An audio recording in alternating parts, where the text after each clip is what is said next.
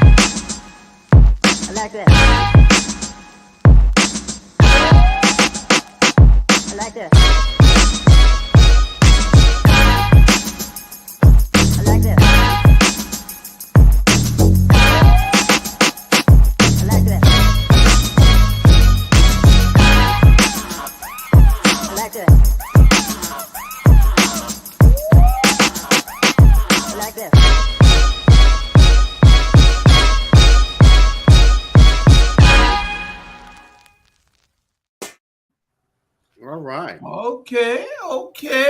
How y'all doing? What's up?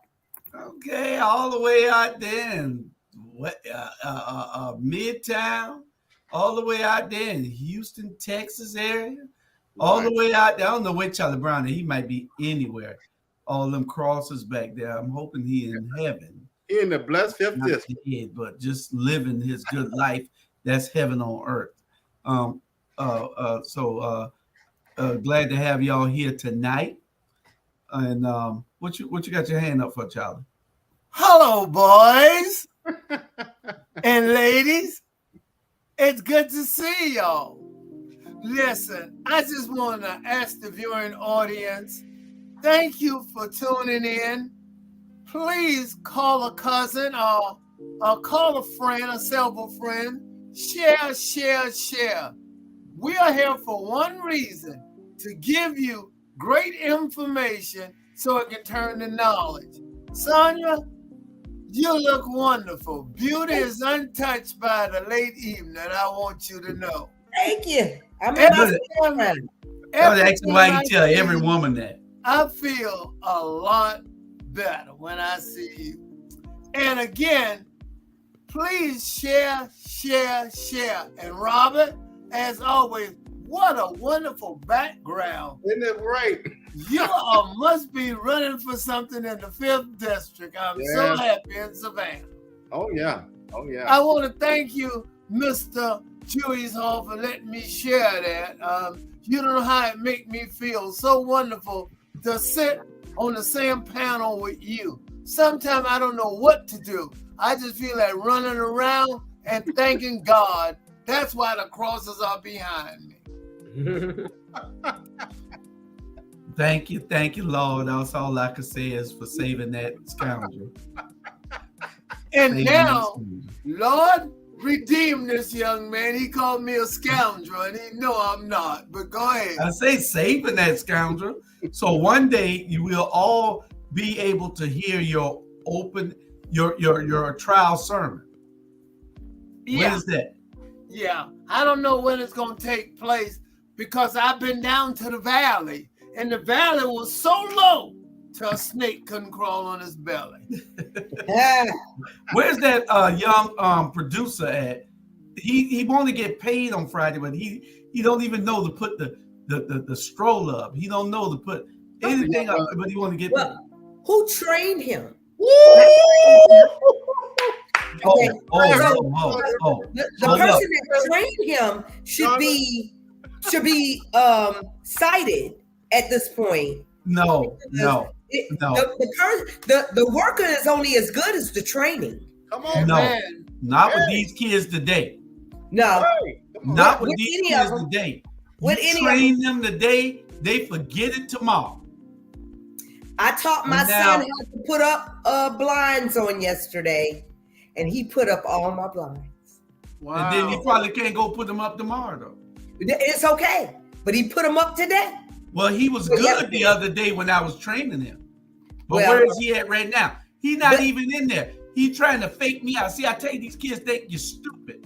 He's trying to fake me out so that he can be paid. Call him on the phone. We got to call him and see what First of all, you have to be a good coach. There's no reason why he shouldn't be operating and engineering this show right now.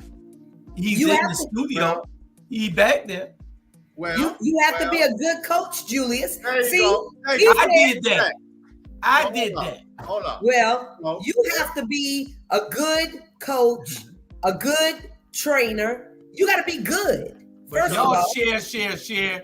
You know, I'm gonna do like Roland Martin. Roland Martin usually come on 5 minutes before, and all he does is he show the intro.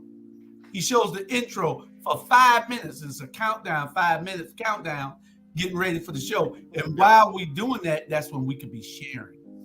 You know what I'm saying? Okay. So y'all need to be sharing the show. We're gonna start doing that so that everybody can share, because ain't no reason why everybody that you know shouldn't be watching you right now. Well, I share mine. Yeah. Charlie don't be doing it. Charlie Brown is a dinosaur, so we know that he don't have any friends that are alive today. You know, so we give him a pass. Right. That's discrimination. Don't agree with him. But Julius, you don't have to be so, what's the word? So mean rude. To me, Julius. So nasty, so rude, as Nene would say. Listen, I'm not mean to that guy. That guy knows that every day I don't even function right until I talk to him in the morning. No, the way you treat me, Julius. God is looking at me. God is not pleased. Not pleased. Not pleased. Right. Matter of fact, hold on. Oh, you ready for your trial sermon now, Charlie? You got people that's gonna be in there saying, You tell them. Yeah. I want to know, where's Bernard Brown? If Bernard is not going to be here, we need to find a replacement. And who else? Dr. Jamal. We need his presence. He can at least make some cameos. We know he's a special guest that he come and go because he have his own show. And Bernard have his own show, but Bernard is supposed to be a regular. And he show up when he wants to show up. I think you need to renegotiate his contract. Personal. Yeah. Okay. Bernard talk all week, and he talk about all the stuff he gonna say and all the stuff he gonna do, and then we don't see him. Where's Tiffany? Tiffany supposed to have been on the first one on. Yeah, I just talked to her not too long ago. Yeah. What seemed to be her problem? We only come on once a week for 2 hours. And I'm saying it's so important to bring what's going on in their part of the country, this part of the world, to inform our viewing audience. We have the #1 show, and the viewing audience made it just that. And we thank them. So we're going to give them the best and the highest quality. Yes. Actually, Charlie is playing the Roger Dangerfield card. No respect. Well, Ivan is a good person, and he realized what happened because he know I get no respect. I mean what I say. Now where's the engineer? Y'all taking up for me. Listen, y'all see why I'm so hard on these kids? No, y'all see why I'm so hard. Well, next week we're gonna do it from you. See, everybody ain't ready to work from home. He's just not ready to work from home. So you just come out to the studio and do the work at the studio. You must be gonna bring him and take him home. Mr. Brown, you're gonna pick the brother up. All these ideas you got. I might do it because the brother gonna do some work for me, so I might look out for him. Evidently, Robert know how to delegate, and I like that. I don't mind cussing these children out. That's the thing. That's what I do. You tried to stop me a few minutes ago. I don't mind cussing them out because, matter of fact, before we got on there, I had to tighten them up. So yeah. And then the other one, she calling me, telling me, "Can I get some money to eat?" No. Come to work. Come to work, Julian. But I'm gonna tell you what I'm concerned about. There she go. Tiffany, they were talking mad crap. There she go. Tiffany, how are you? You muted. I'm doing good, family. How y'all doing? What's up, girl? Sorry I'm late. I'm trying to get my house in order. I'm doing. Go ahead, Tiffany. I'm doing a lot better since I see your wonderful face. Oh my gosh! Well, I saw that. You use the same one with everybody. No. I saw that picture of you endorsing Robin, and I'm telling you, that was a sensational picture. Beauty is untouched at all given time of the day, not just in the afternoon. I want you to know I was real pleased with it. And I'm happy to have you here tonight. And you try to be here more often, please, because all we asking you for 2 hours, once a week, that shouldn't be too much cross the bear, I hope. No, it's not. It's not. I just, I got a lot of kids. And so, no. Yeah, and a lot of responsibilities. We get it. We get it, girl. And I would like to offer to add on to what Mr. Charlie watches, to piggyback on what Charlie Brown said. It's important to have a woman's perspective. It really is. All right, all y'all out there watching, share. I just got a call just now. That's why I was muted. And we have somebody that want to come on and talk about his being so disrespected at the council meeting the other night by Dr. Shabazz. He said Miss Shabazz, and she said doctor. So he's called in and he's sending me his email so that he can tell us about that incident. Can I say this? Let me tell the truth about the doctor. Okay. Let me go ahead and tell the truth about, back when she got that doctorate, they were paying people to go and get their credentials. Okay. So I want her to stop with this ruse that she actually, and she's not a doctor in anything but theology. Anybody can preach. I can preach without being a doctor. But you know what I got my doctorate in? Human management and nonprofit management. So when you go and get your doctorate, get it in something other than basket weaving. How about that? Chandra, can I add this? Can I piggyback? Chandra, that's my new word, piggyback. Go ahead. Yes. I said this earlier. The one thing about it, because I carry a Doctor of Philosophy from the University of Georgia. However, I rarely ever use a title. I don't even allow my students to use it. When I was at Georgia Perimeter, they would call me Director Brian. I'm always Robert. I'm going to tell you why. People need to be able to access you, feel comfortable talking to you, wanting to approach you. I'm all about that. And no way did God give us these gifts to belittle people. God gave you gifts to do the good work and to go out and be profitable and to help people. So when you start wearing your title, I don't agree with that, but that's not my style. Exactly. Robert, and let me piggyback on that. Go ahead, Cassandra. It's just like when they had that church and they only had 5 members.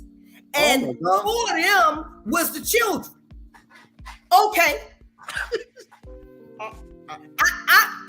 I give my time to Sean. Go ahead. Okay. No, Sean. No, Sean, I'm just coming in. I don't Sean, even know. go ahead. Go ahead. You got a little intro. Sean, you got a little intro. Go ahead. Y'all come and be quiet. And Sean, you got a little intro. Go ahead and give us a spill. Hello, everybody. Hey, Welcome. I am happy to be here from beautiful Midway. I was up on the roof all day, a little dehydrated. So I'm trying to put some, electrolytes back in my system right now. Yeah. So Well, Sean, it's good to have you. And my concern, what she said was out of character. When he said whatever her name was, I think he called her Shabbath, or he might have called her Estella. Estella is her name. Right. All I'm saying, she did not have to say it's doctor because it's wrong. Mr. Brown. Well, we got him on the phone. If y'all can see, hold on, Robert. We got him on the phone. Yeah, if y'all can see, that's him right there, and he'd like to give y'all his perspective. Go ahead, Mr. Fields. How you doing? We're good. Shabazz, her title is more important than the people of the citizens' concerns. And she was very upset because I did not address her by doctor. And I refuse to, because right now, the people in the 5th district property is at stake. She voted for the taxes to go up 3 times. We have the elderly who receive Social Security. They're going to have to make a decision between taxes and having a place to stay. Wow. So she's making decisions, personal decisions to get for self-gain and not for the people. Wow.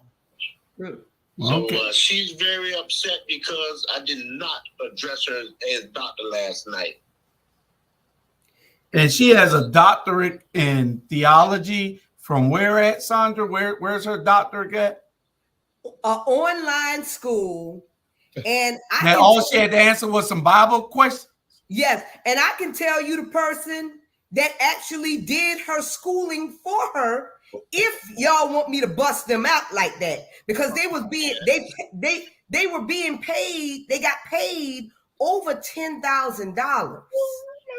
Really? And I got receipts. Now she don't want me to tell. Don't do it. Don't do it, Mabel. They don't want me.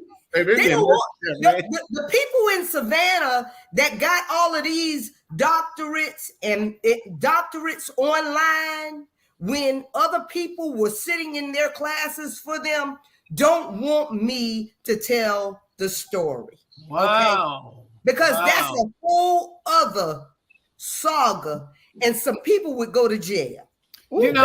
I wanna first and foremost say I want to thank the gentleman who came on and expressed that doctor's not more important than the constituent, and it shouldn't happen that way. If he'd have called her Shabazz, she should have went ahead and answered the question, because the question was, he was concerned about the 5th district. You need someone to represent the people and not the title. I am concerned about that. If we don't remember in November, I fought you, because we need good leadership in that position. And we won't get good leadership if you listen to the guy we got on our show.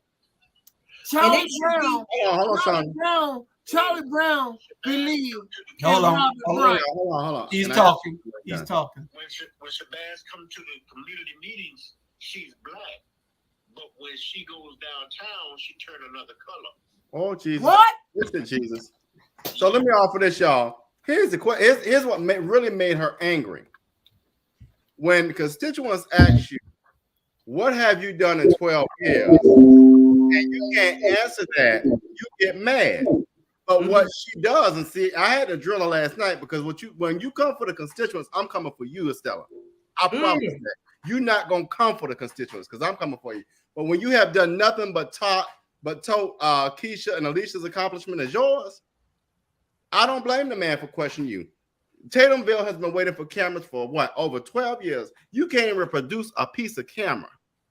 Come on now. I don't blame the man for asking her. So you get mad. Got Robbie Robinson Park named today. And Linda botched that mess. That looked a mess. But you know what? It's time for another Robert to be in that 5th district seat. And you know what you Park not named Cam Park not named Robert Robbie Robinson. Still Cam Park. They just put a marker in the middle of the on the side. Oh, I got you. Yeah. But the park still is Cam Park. Still Cam Park. Linda Wild Woman Bryant kind of got that together. What and if they address her as Councilwoman Shabazz, that is calling her by her title that they want her to use. See, we don't need you to use your theology title. We don't need no prayers over our taxes. We need you to speak up for our district, which you have not been doing. How about that? I think that if she wants to use the doctor title, the community is sick and she needs to heal it. You know, if you're a doctor, then heal the community, the sickness in this city, in this county. If you're such a doctor and you want to be referred to as such, then heal the city. No, you need to stop. What you need to do is start with city council. All the sectors on city council. That's what she don't need to worry about. She don't need to worry about the county and the city. She need to right at home where she sit at, right to her left and right to her right. Exactly.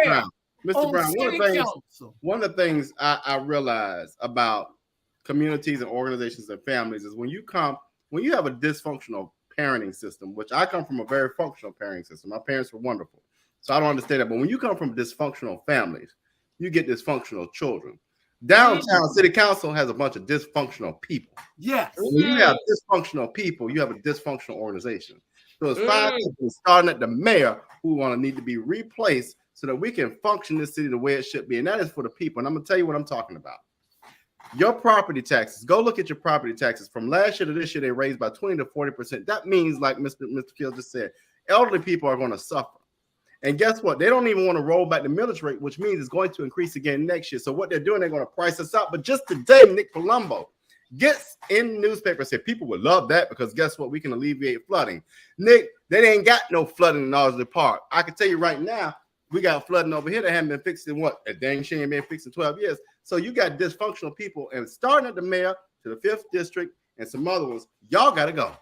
Right. And Robert, that's what I'm saying. And Robert, that's exactly what I'm saying. I love my counterpart, Julius. He worrying about the city and the people in the county. It's right in the front of her. That's who she need to pray for.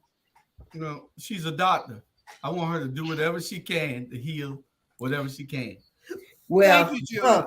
Well, after they losing all their property over there around the fairgrounds and everything, you know, I want to know if they still feel like she's a doctor. Chandra, check this out. So you put all them nice, pretty things in that fairground. Do you know that same person, y'all incumbent, does not realize when you put nice, pretty new houses there, it raises property value? Yeah, exactly. He doesn't get that. Exactly. He doesn't get it. And I'm like, well, how are you missing that? And you're the incumbent, and I get it. No, she does get that. And what it is she's getting kickbacks to not get it. She don't care. you. Let's just say she don't care. And Mr. Fields. what's going to wind up happening is all those people, their property taxes go up. They get moved out by gentrification. Mr. Fields, I really feel sorry for you if you live over there, because she is getting paid not to get it. Son, Chandler, you're absolutely right. Hey, you know what we need to talk about? Hold on, we need to Mr. talk Fields. about the amount Hold on, of Mr. money. Fields. Hold on, Mr. Fields. You need to talk about the amount of money. Hold on, Mr. Fields. For instance, the mayor got $351,000 in his campaign coffin. And guess what she got? She got over 100,000, I think, if I'm not sure. Robert, how much you have? Oh, I seen them, but guess what? They're from construction companies and developers. Why does construction companies and developers give you money to campaign? Because they're buying your story behind. We're going to give Mr. Fields the last word on this. Go ahead, Mr. Fields. What I wanted to say is that when you start accepting gifts and money from people, they own you. That's right. You cannot make a decision for your constituents or anything. Those people who gave you money own you. Okay. Unfortunately, her whole family. They expect something in return. That's right. Yep. That's what Charlie Brown was saying today. Yeah. Mr. Fields, we appreciate you calling in and telling us your perspective, telling us how the councilwoman disrespected you because you called her by her name instead of calling her doctor. And she only has a online degree that a fifth grader could have got. And so we appreciate you coming in and saying that. I appreciate it. All right, thank you, sir. In the future as well. We expose everything on this platform. Appreciate it very much. All right, thank you, sir. All right. We expose everything on this platform just to give y'all if it's credible, we're going to talk about it. I know we got people mad at us all about Cat and everything else, but I got a letter in the mail. Right. So I hope it didn't have white powder in it. If it's credible, we feel that it has some validity to it, we're going to talk about it. If you don't like it, we don't care. If you don't like it, you don't like it. Right. If you don't like it, we Here he is. Report. We are here to report. We're here. Julius and the rest of the panel, follow the money.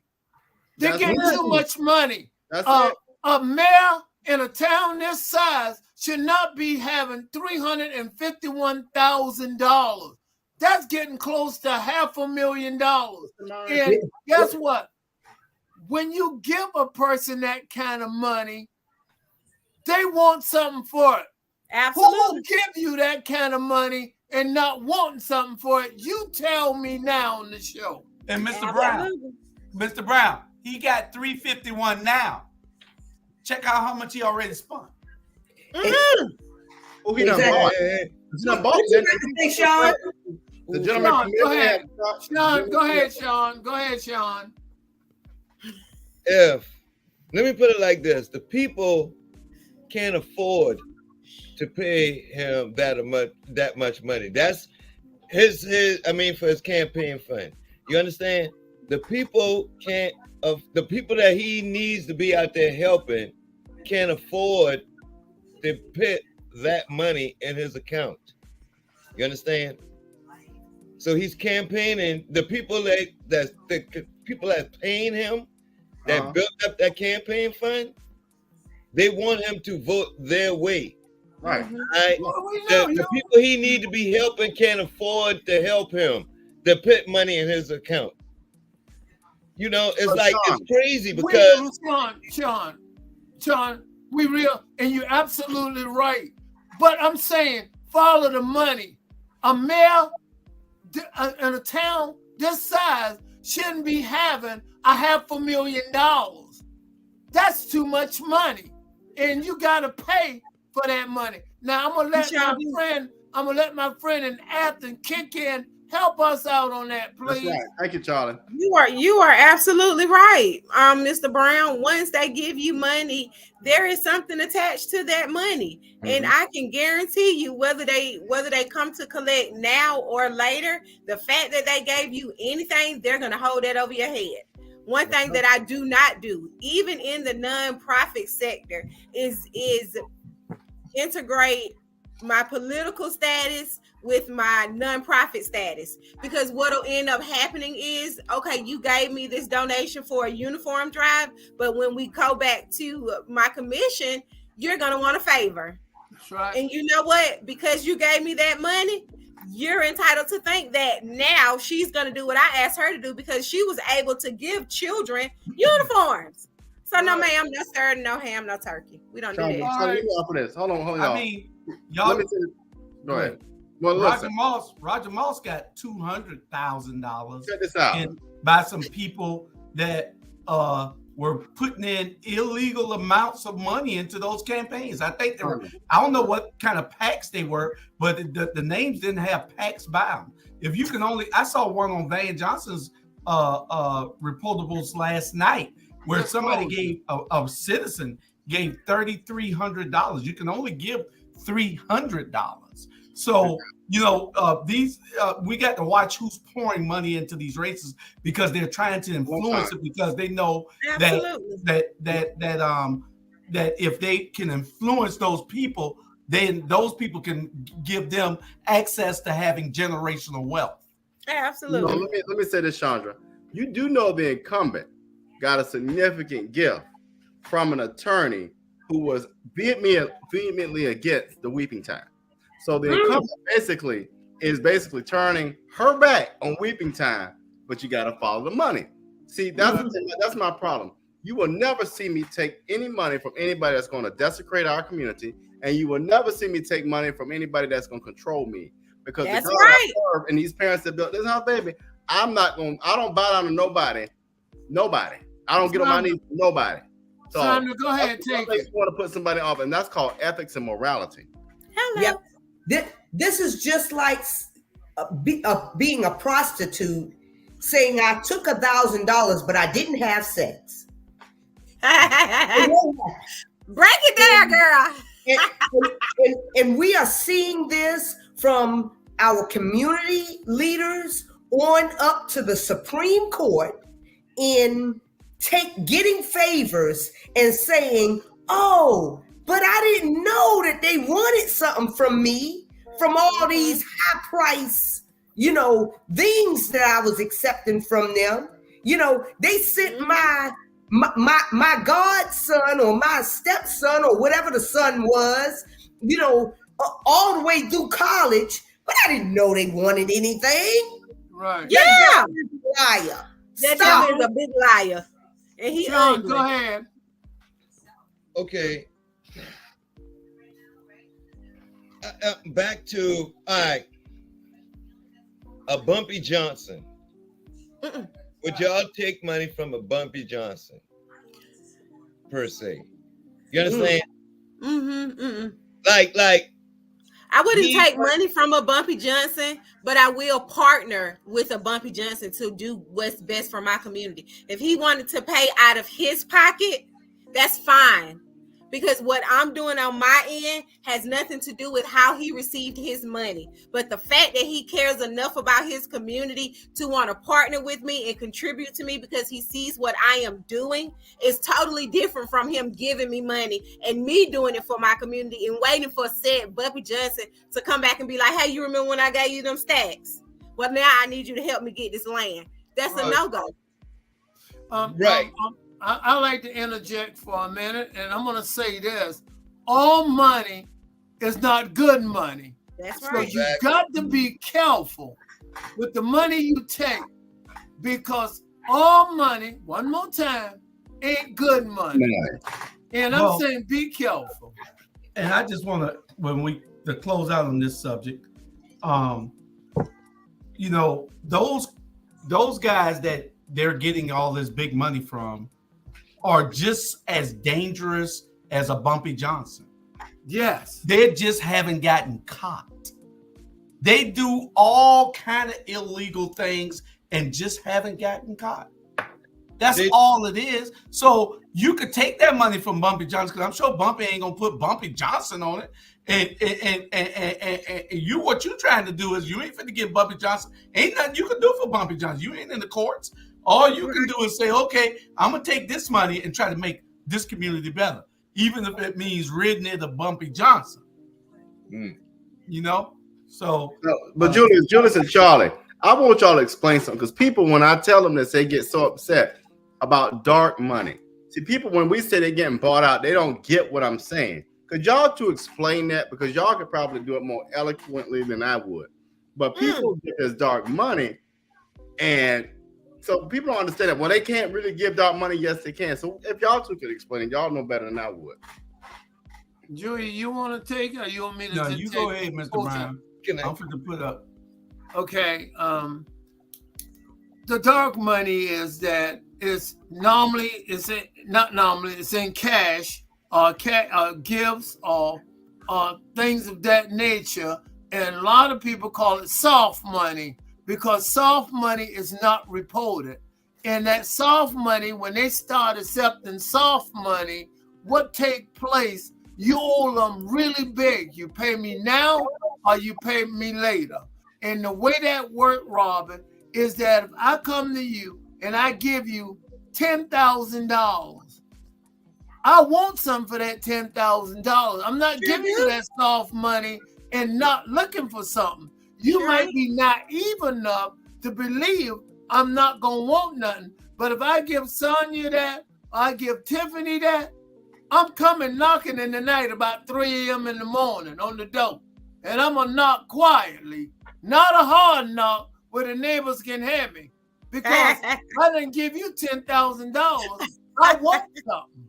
Tiffany, you looking at me and you know exactly what I want. So don't be so naive and say when I get there, oh, wow, you here 3 a.m. in the morning. The signed contract. You there to sign some contracts. Okay. Exactly. And this is a shameless plug for Julius Hall, that Julius in his new book can tell y'all about dark money, undercover money, behind soft money. It's called soft money. Yeah. He can tell y'all about everything it is before you go to federal prison. So, man, that's a good one. That's a good one. You ready to plug for my new book? Yeah. It's not out yet. It's not out yet. Wow. I can't wait. I'm hyping you up, man. I'm hyping you up. It's not out yet. It's being edited. I am hyping you. Amen. And listen, I know we've had to change the subject, but I'm going to Julie's book for a minute. I read about, I guess I read about, 20 pages in it? And I turned to him because he was in the automobile with me. And I said, you say that to that man's wife? He said, yes, I did. That book. I don't even know what it is, but I believe it. Robert, be quiet when I'm telling the story right quick, okay? Still. That's why you take Rattling. I'm trying to say. I ain't moved all night. And listen, when I read that, and I said, did you say that to that man? He said, yes, I did. Tiffany, you got to get a copy of that book. It's a great book. And I saw it before it was ever. So you know what I'm talking about. Oh, yeah. So, and I'm going to tell Julius, every part that Tanya says take out, I would say leave in, because this is going to fail for. She watching the show, I'm sure. And I'm sure she gonna call you tonight and tell you, don't you encourage him to leave that stuff in. I got so many yellow. See this marker in there? I got so much. My publisher done told me to make sure I get it. See, I got a pen and a yellow marker. I got to take everything out that my wife don't want in there. Boy, hey, I might can have 2 different versions of it. Well, let me have the dirty copy before you get it edited. Send it to me. Boy, I got the dirty copy. I can know. I got the salacious copy. Y'all be called. You can't do that. Hey, you can't put it out. You're gonna have to put it out under parental advisory. A ghost name. A ghost name. Yeah. Look, like how I said, Sandra, look, she watching. Yeah. I told I y'all. know this how. Representative Tanya, I'm on your side, Tanya. I'm on Tanya's side. Somebody I else had on Tanya's side. Half of this book was written before me and Tanya. This book was written while I was I'm on still Tanya's away. My daddy I always had to told me do a that. pen name when I published my book. I had to do a pen name when I published my book, and my book was published under Mona Lisa Black. Yeah, but Because I can't use a pen name because it's an autobiography of me. yeah, but mine was Yeah. too. Well, we don't know Mona Lisa Black. Well, I'm telling you, I had to put a pen name on it because I didn't want folk coming after me because I put real shiz in it. Put that Yeah, cookie it's down. too much stuff in this right here. Oh my God! Don't you eat that cookie on this show. Put the cookie down. It ain't like we chase the break. Hey, ladies and gentlemen, we've got to change the subject. But before we change it, I'm going to say this. The name of my book going to be, y'all ready? What's that? 30 seconds. You know what? I'm done. Me too. I'm done too. Y'all done took we ain't even got the general discussion. Y'all done took the open discussion. 45 minutes. You on time out. Time out. I'm gonna read it, Mr. Brown. No, I want to know about that. Not 30 seconds. All right, we got a lot to cover, y'all. We got a lot to cover. 30 Y'all hear that bell right there? I love that bell. I'm glad. Miss Sandra, don't you get back All here, right. Sandra? Because once you hear that bell right there, that means we need to move on. Y'all need Okay, to got it. cut that subject. Don't tell me one more thing. You know. Okay, I got it. I got it. Okay. Then y'all need to be ready. Okay. All right. What we talking? We got the first subject up. Our main man. Don't they look like twins? Hunter Biden. Hunter Biden pled guilty today, y'all. Well, yesterday. Hunter Biden pled guilty. And that's him and his dad getting off the plane. But what we want to do is tell Hunter we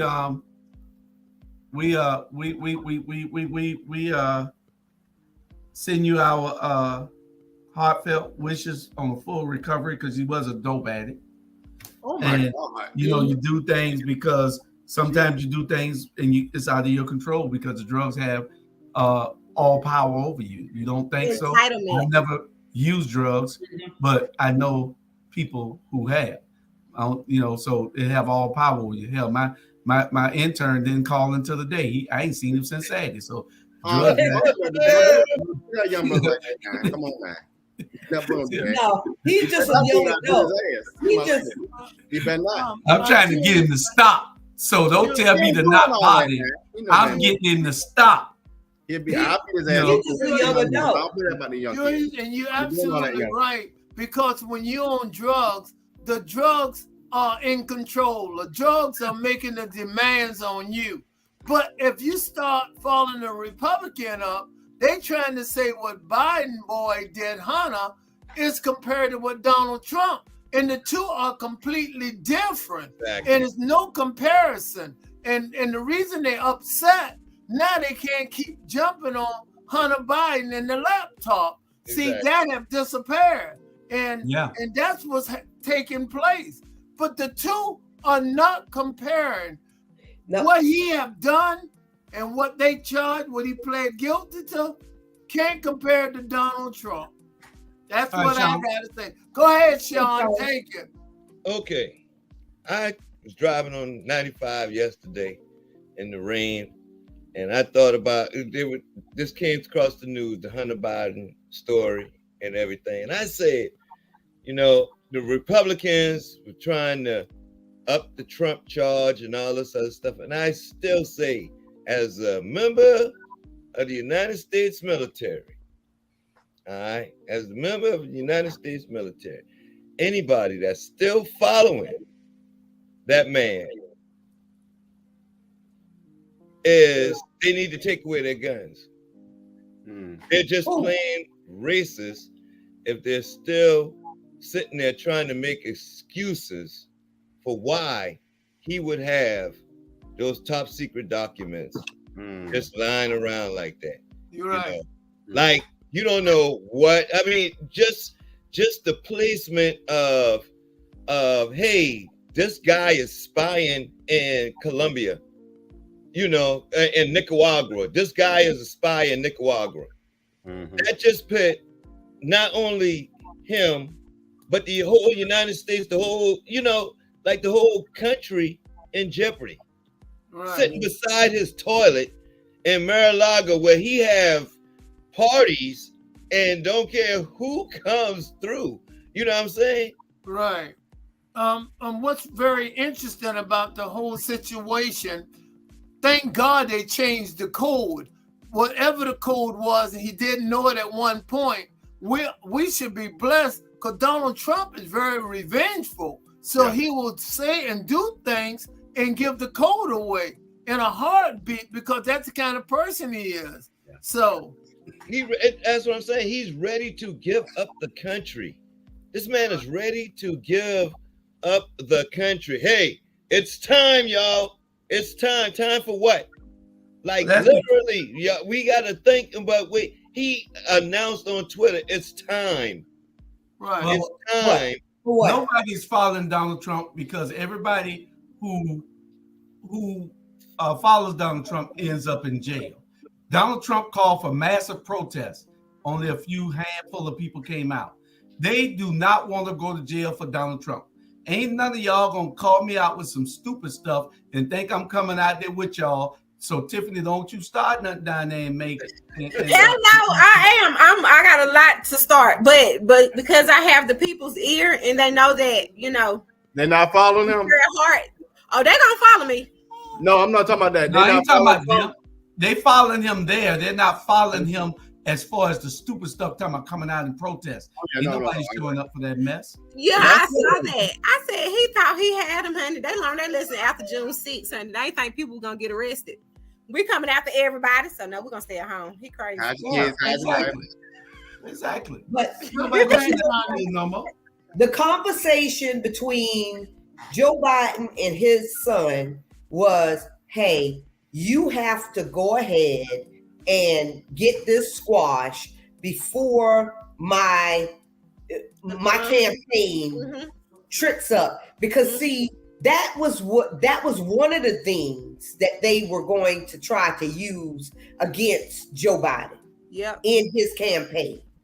Even though had Eric or one of his, you know, had Eric Trump or one of the Trump boys, or even, you know, just a random, you know, got into trouble that Trump just knew Trump was going to pardon them before the case even got started, you know, but Biden didn't want to look like that. So he just said, hey, go ahead and plead to whatever it is you need to go ahead and plead to.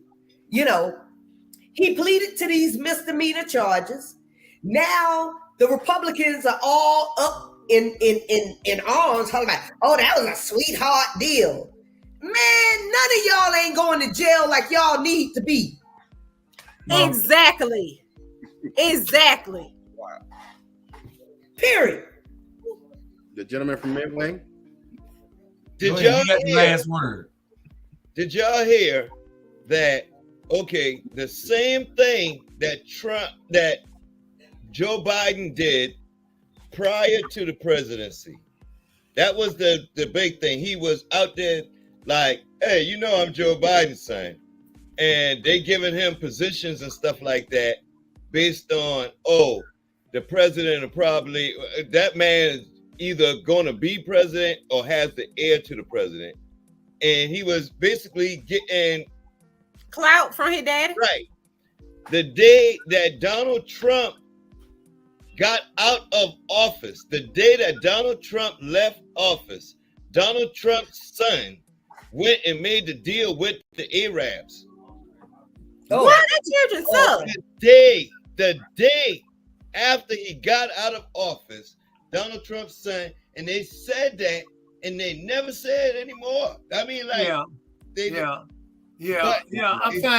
I find it pretty I find the whole scenario pretty interesting. And my colleague and my counterpart, who I love to death, Julius Hall, Tiffany come from Clark County, not the city or whatever you name. She come from Clark County, if I'm not mistaken. I'm pretty sure I'm right. I'm from Clark County. Athens. All right. Athens, Clark. And you said another city. No, he said Macon.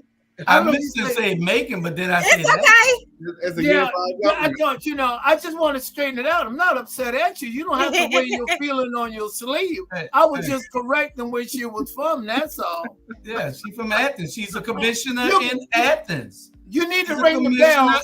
She's the district 3 commissioner. She's the district 3 commissioner in Athens, Georgia. Oh, I forgot to tell y'all. Get the whistle. Blow the whistle. Hey, I forgot to tell y'all. There's 2 things y'all got to recognize. Y'all got to recognize this bell, and y'all got to recognize my voice. Right. Okay, when my voice is speaking, that means that y'all are supposed to be quiet. That ain't right. I think this is me. I'm All right. with a new show. All right. Julius, I want to say this. What? Ring the bell on yourself, because it was time to ring the bell. It was time to ring the bell on yourself. Katanji. I'm so ready for this. Katanji Brown Jackson. That's her husband there. She's a Supreme Court justice. Y'all. And her husband family is has a slave owner connections. Does this bother you all in any kind of way? That's her husband there. She's a Supreme Court justice, the first Black female Supreme Court justice, and that's her husband there. She's married to a Caucasian, and there's nothing wrong with that. That's who she loves. Nobody got no problem with that. Julius, can I say that? As soon as I get to you. But do you all have a problem with that? We'll let you go right now, Mr. Brown, since I called him Mr. Johnson. Mr. Brown. You called me Mr. Johnson just now. That's okay, but it's Brown. Don't blame Mr. Charlie. Mr. Charlie. Robert, listen.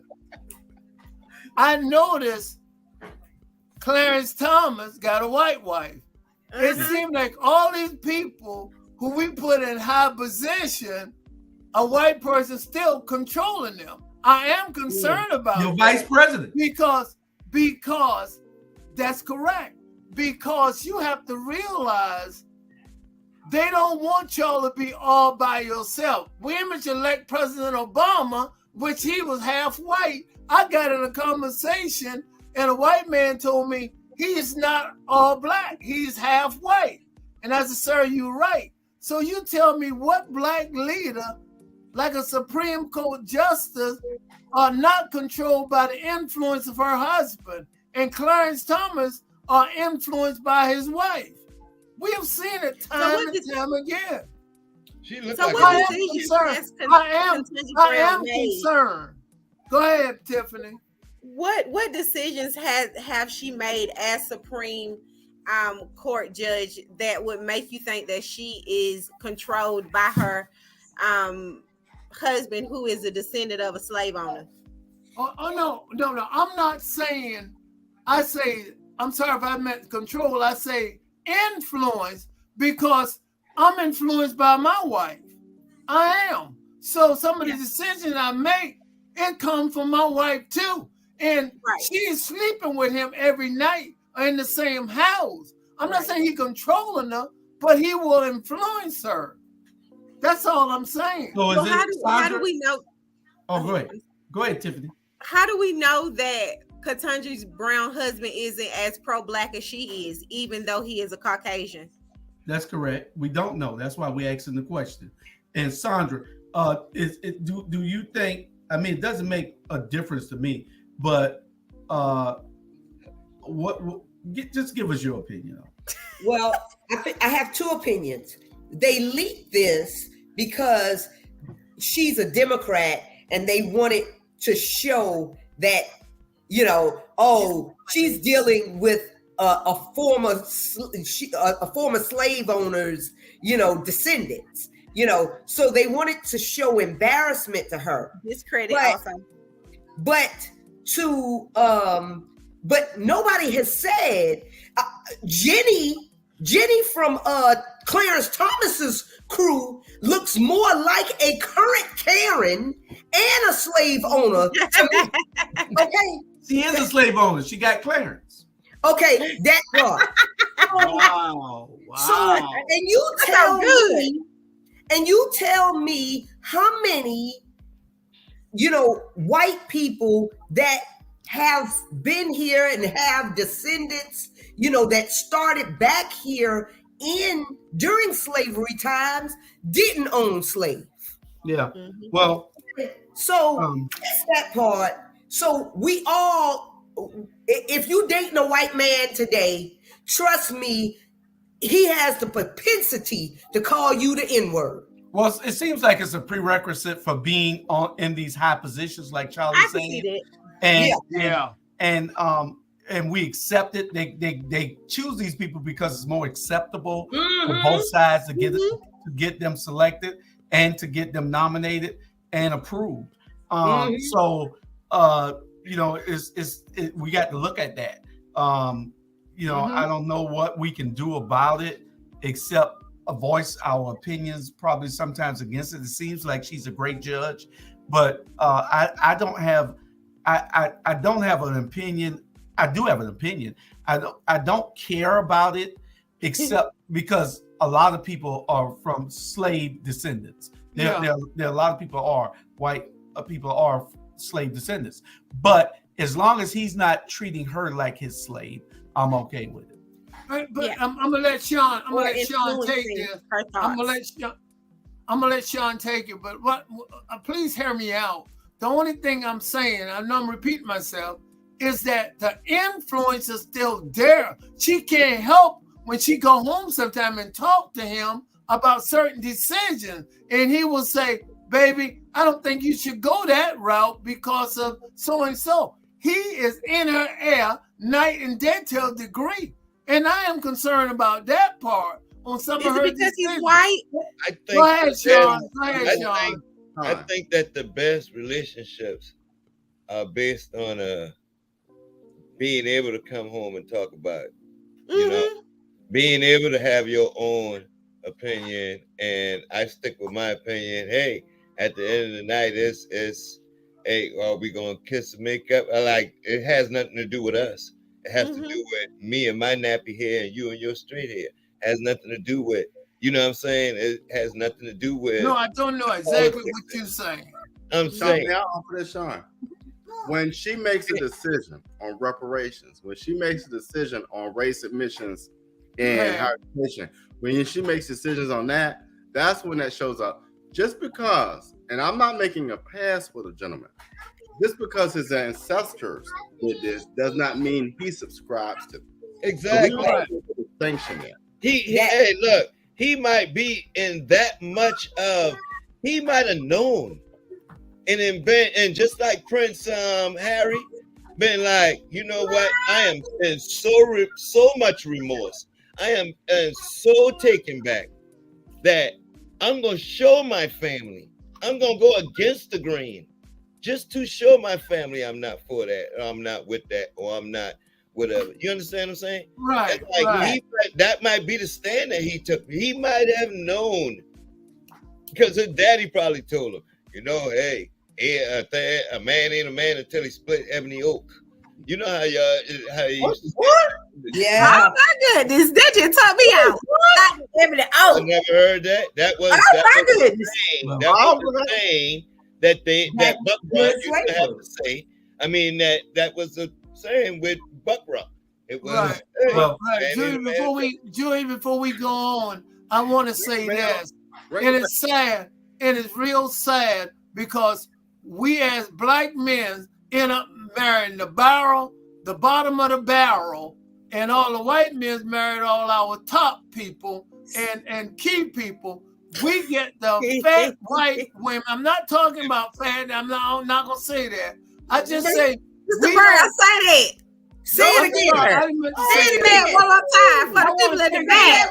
I want to take that back. I didn't mean to say that. I'm just saying we don't marry up. We married all the ones that they don't want, and they married all the ones just stay in the black community. That's all I'm saying. Because Clarence Thomas was Kardashian. Clarence Thomas, married Clarence women Thomas, that they think that they can control sometimes. Yeah, Clarence Thomas was ugly and he married an ugly woman. Clarence Thomas exactly. And they probably had ugly kids. I mean, I'm just telling the truth. Y'all don't like the truth, damn it. I don't care. Yeah, if you don't like it, you don't like it. Robert, you do this about everything I say. Damn it. Yeah, I'm telling the truth. Clarence Thomas ugly, married an ugly woman. Clarence Thomas is the biggest disgrace to the black community in the world. There's never been a bigger traitor in the world than Clarence Thomas. I agree. Ever in history. I'm ashamed to say that he's even from Savannah, Georgia. From Clarence Thomas is a disgrace, and and I see the black men in Texas all the time walking with these little fat behind white women and the Mexican women that can't speak English. Well, so wrong. That's that part. No, they ain't fat. It's called thick. You got the wrong terminology. It's called thick. No, they fat. Aaron and Becky. No, they fat. They fat. Come on now, get your terminology right. Aaron and Becky pretty good. And they paying for the food. Exactly. Exactly. And they paying for the food. Child, please. And down at the barbecue. Oh boy, I tell you. You ring the bell now, Jew. Well, we and the last thing on this is we just need to be worried about the present day slave owners. Don't worry about the past. We need to worry about the present day slave owners. See, because the present day slave owners are the ones who still have most of us in shackles, whether it's come on now, or physically or monetarily. They have us in shackles. So those are the ones that we need to be worried about. I have no problem with Ketanji Brown Jackson's husband, none whatsoever. He can't help who his grandparents and great grandparents were. My problem is with the present day slave owners. Okay. And Julius, I know we're going to another subject. Like I say, I wasn't worried about it. I was just saying his influence are still in the air, and that's all I was saying on certain subjects. That's all. All right. Well, we're gonna go to a commercial before we go to that, and we got 2 commercials that we're gonna play, and y'all just stand by, and we'll be right back. Arguing a point, considering whether we will have the Salvation Army place a structure on land that should be set aside because of what happened there. It should be as important for us to set aside this land as any land that's been set aside on earth as a result of human suffering and man's inhumanity to man. No one would consider building anything on Auschwitz or Dachau. No one would consider building anything at ground zero.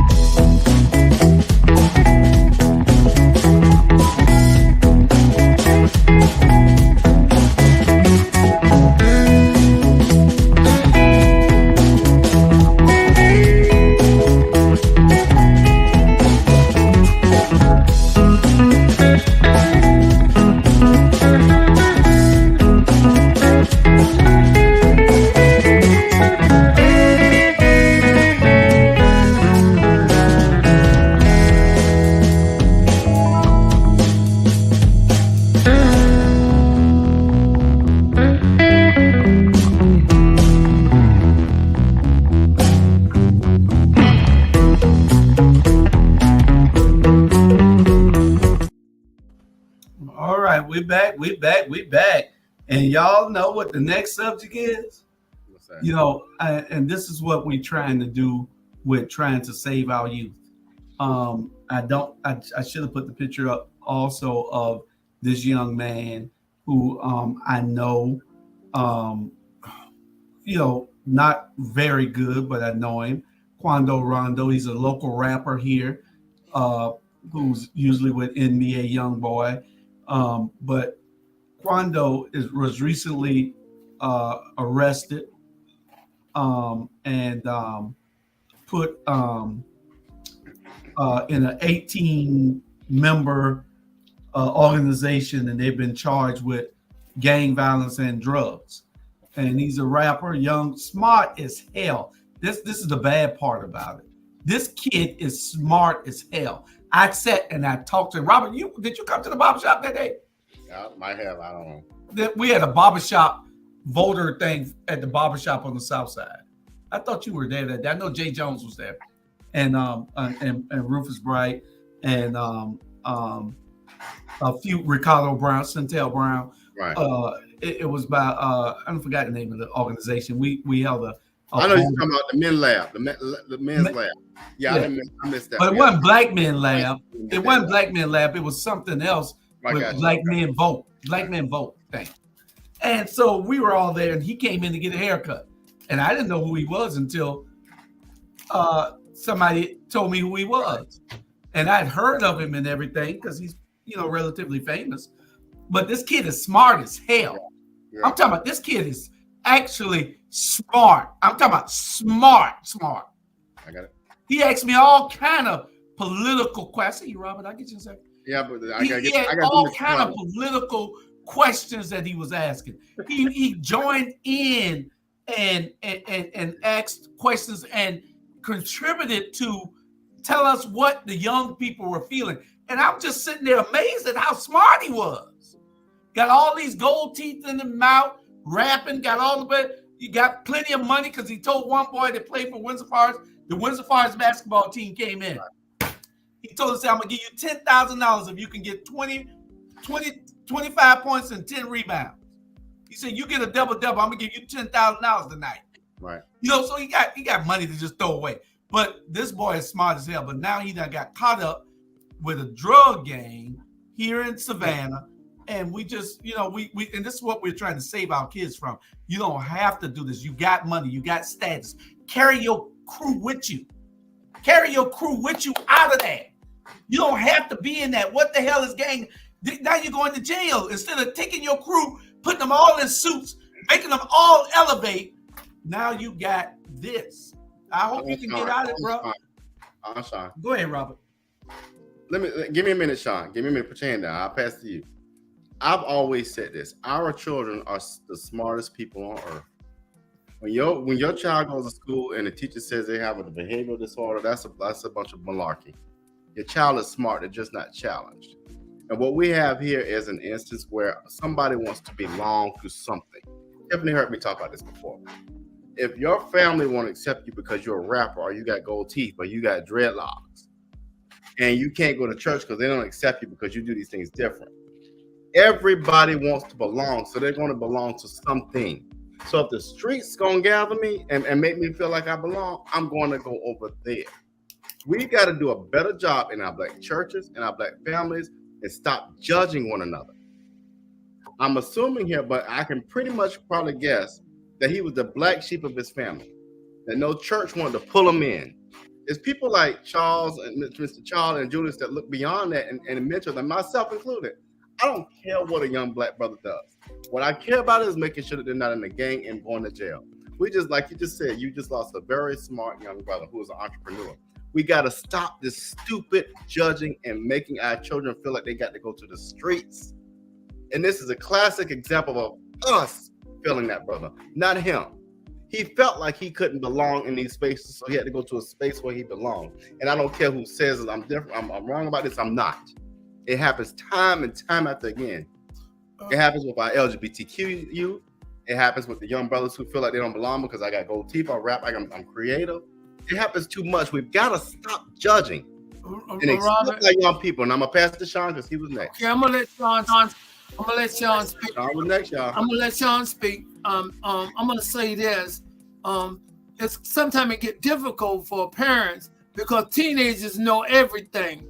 And I often tell people, if you want somebody smart in your business, please put a teenager. Go ahead, Sean. Okay.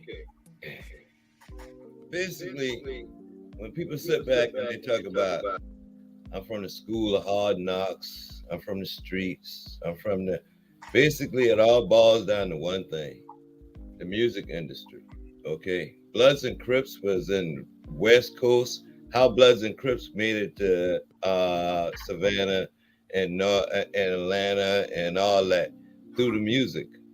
You understand? It's through the music.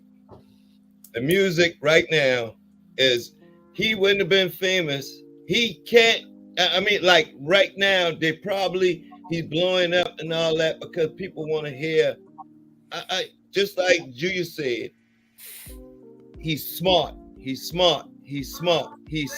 But guess what? If he put what he's saying, like the question that he's asking in a rap song, nobody's going to buy that. People want to hear about us killing each other. People want to hear about us dogging each other. People want to hear about the struggle. People want to hear that, hey, I had to flip a bird. You know what I'm saying? People want to hear how to make crack in a song. Right. People want to hear how to not, they want to learn from a rap song. Right. If you listen, I mean, that's the only genre of music where it seems like the more harsh you sound, like you will kill your brother. Soon as you say, hey, let's make a song, a rap song talking about taking out Jews. Right. I bet it'll never get played. But But we can talk about killing the people that live down the street from us. Right. But we can't talk about killing a whole nother race because it's going to get taken off. But we're allowed to talk about killing each other. Yeah. That's genocide. That's genocide, and we're allowed to talk about it. Correct. But you have to realize who's controlling the music industry. Go ahead, Tiffany. I think Tiffany was next, y'all. A lot of the problem is also that our children doesn't know where they came from.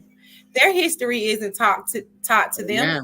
I'm 35 years old and I'm just learning my history at 35 years old, because when I was in elementary school, I was taught that Christopher Columbus found the United States, the New World. And that was a lie.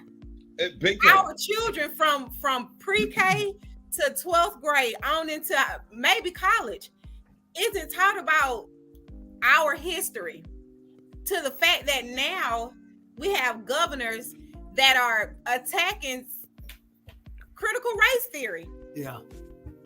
Because they don't want our youth to know where they came from. Not only do they not want our youth to know where they came from, but they don't want the white youth to know how ugly and how savage they are. Exactly. And so all of your points, you are absolutely right.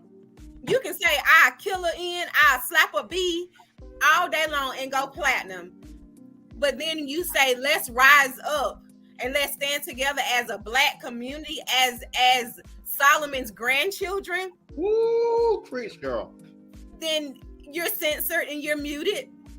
But it takes us as adults who know that our history isn't being taught in our schools to intervene. You know what I mean? I know Quando Rondo. My sons listen to his music, my 14-year-old. So they keep me up on, because I get their names mixed up, whatever. But because a gang makes them feel like a brotherhood, makes them feel like they belong. And for someone to make it and to have so much money, there is so much influence around him to go the other way, that it's more convenient for him to go the other way instead of the right way, because those around him has accepted him to the fact where he now trusts what they say. That's right. Well, and we not only see that in Quando Rondo, but we also see that in the Young Thug case. But he has to keep the rhythm. He has to keep the rhythm. He has to know the street. It's like writing a book. It's almost like writing a book. Or being a reporter. As a rapper, you're a reporter 9 times out of 10. You're sitting around it. You're not in it because they're keeping you out of it. Bumpy Johnson is saying, no, 50 Cent, I don't want you actually out here in this. But you can watch because you can lyrically put it out there. You understand? Okay, Sandra, you got something you want to say on it? Pass it on. No, I'm good. Can I? Like what you get what you get, life is imitating art every day, and it's happening all over. Okay, Absolutely. Jill, we can go to the next subject if you want. Let me offer a solution real quick before we move on. Let me offer a solution. Go ahead. What I want us to do, when you see, Julius, you do a good job of this. When you see a young black brother or black sister, grab them by the hand. Whether you think they right, wrong, or hurt you, help them. Because they just want somebody to give a damn about them. Excuse my language. You better say that. You got a young brother tonight who's engineering this show. And we're going to tighten this behind up. Because I don't want to see that young brother in jail. I don't want to see him in the grave.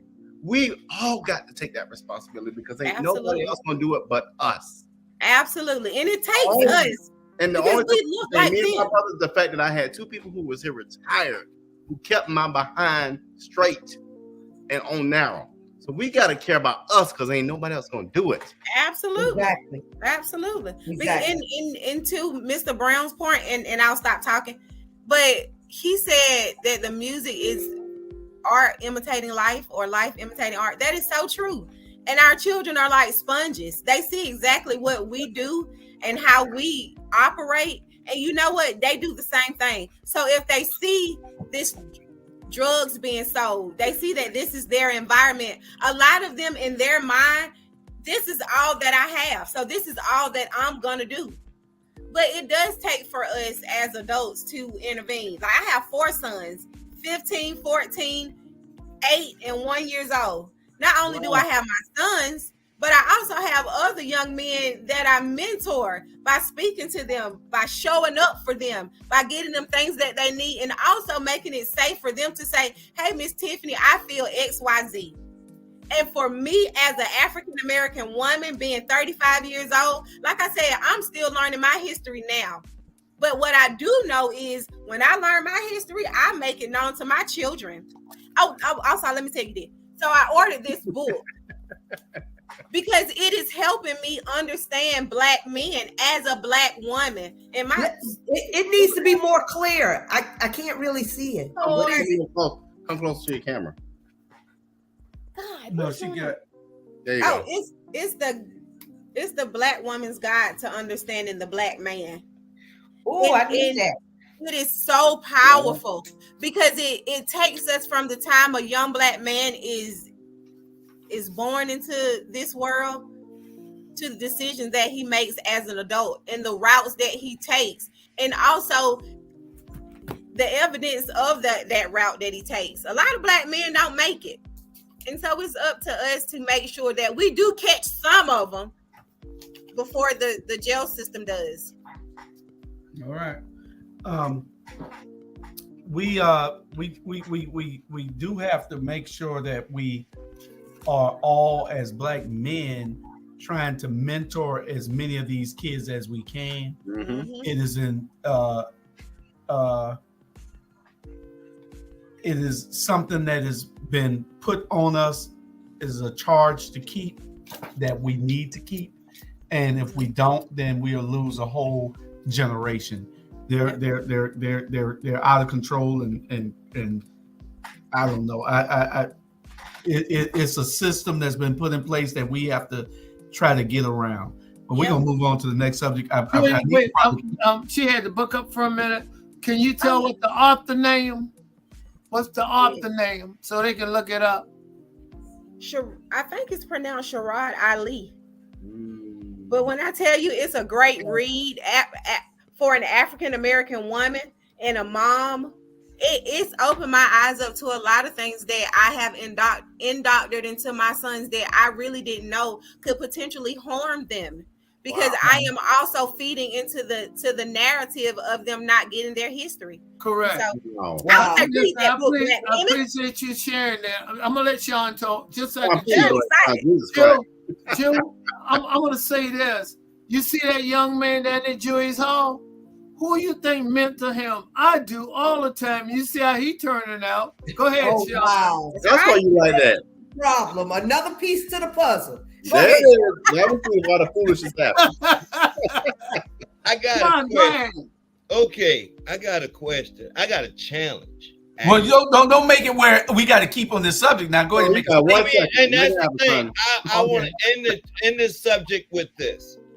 can we get to as far as we can get to the top of the industry, music industry, as high as we can get, and ask them not to mention a gun and for a year, not to mention a gun or mention violence in their rap music for a year, just for a year.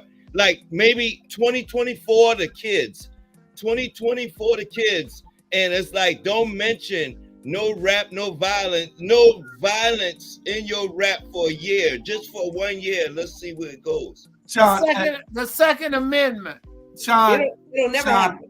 Sean, that's not going to happen because they don't want the music unless it's violence and all. Yeah. Now, that's our fault for not being more demanding and being more involved and engaged. Mm-hmm. But the thing is, there's some positive, great music out there. I've listened to it on YouTube and TikTok and all. It's some great music out there. These guys are rapping with the same type of rhythm, same type of force, same type of passion, but they don't want it because it's not saying whore, it's not saying bitch, it's not saying the N-word, it's not cussing, it's not talking about violence, so they don't want it. So it's our fault. It's our fault for not making it. If we can't rap about killing somebody else, why are we rapping about killing ourselves? Right. And who is engineering this? Thank you. That's who we need to be boycotting. Who is engineering this?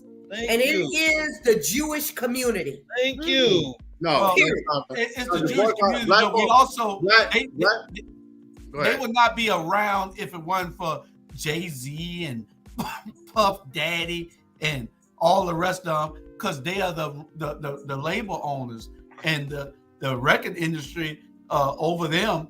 They got to bring these people to them. You know what you're saying, Robert, before we go on to another thing? Screw the boycott, because black folk don't get that no more. You create your own. So we got Two Benji, we got Fillmore Slim, we got plenty of artists. Create your own label of people who want to do it the right way. And that's when you drown out the foolishness.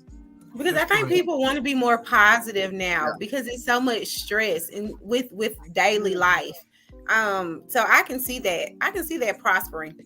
All right, we got 30 minutes or so, and we got 3 subjects. So y'all try to be light on it. And once you're gonna say it, try to say what you're gonna say, so I won't have to ring this bell on y'all. So let's get to the next subject. Your girl, Tiffany, your girl. You know who it is. Your girl. She back at it again. I think she just want to be relevant. She does. My girl is a clout chaser. Don't put her up there. I hate it. She everybody need to see who this is. Everybody don't know who Candice Owens is. They need to know who this girl is. She hates herself. She is the female version of Clarence Thomas. She is terrible. She is absolutely a disgrace to the human race. And not just the black race. She's a disgrace to the human race. And I bet she's capitalizing off of it as well. Yeah, so don't y'all call me. Going on. What upset me is that the comment she made about Juneteenth, that it's just something made up. It's a bunch of nonsense and all. That is not right. But because you look at all holidays was made up. Father's Day was made up. Mother's Day was made up. Now, come on. What does the Easter Bunny got to do something with Easter and the eggs? It's all made up. I think she was just being a typical a-hole when it comes to us. She said Juneteenth is interfering with a great holiday with the 4th of July. But the 4th of July was actually, we was considered animals, livestock. We wasn't really a part of that. I'm not saying take away the 4th of July, but it's wrong. That's all I want to say. And y'all can comment on it. She is wrong because all holidays was made up. So what's wrong with Juneteenth? Let the person from Texas speak first. Oh, no, my hand ain't. So, and y'all know how I feel about this holiday. First of all, the the black people over here in Texas, yes, they are slow. And yes, we had to create a new holiday just for them because they were 2 years slow.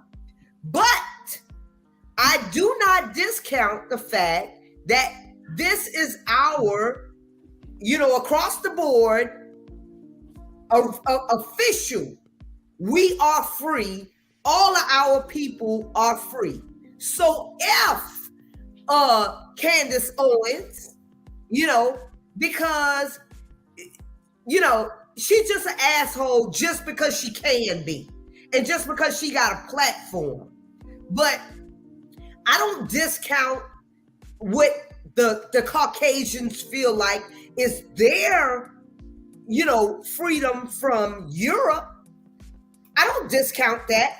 July 4th is their freedom from Europe. And Juneteenth is the slaves or former slaves' freedom from them. Period. And you know what's sad? It took them 2 years. They knew about it, but they didn't inform the people. They work them for free for another 2 years.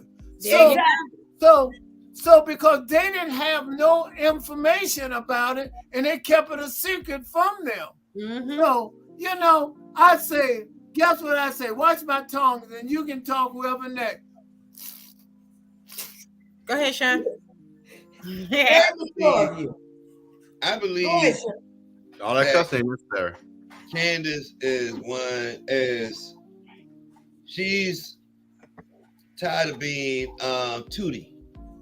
That Tootie from Facts of Life. All right. All right. Every time, like, could you imagine what Tootie went through in real life? Every time Martin Luther King's speech, Tootie, what do you think? Tootie, what do you think? And she got tired. She's getting tired of it. So she's like, okay, I'm gonna agree with them, or I'm gonna get them off of my back, or I'm gonna hear what they really got to say behind their back by just listening in. She's just become one of them undercover because she's like, I'm tired of y'all always questioning me. Anytime somebody black does something, all my friends look at me.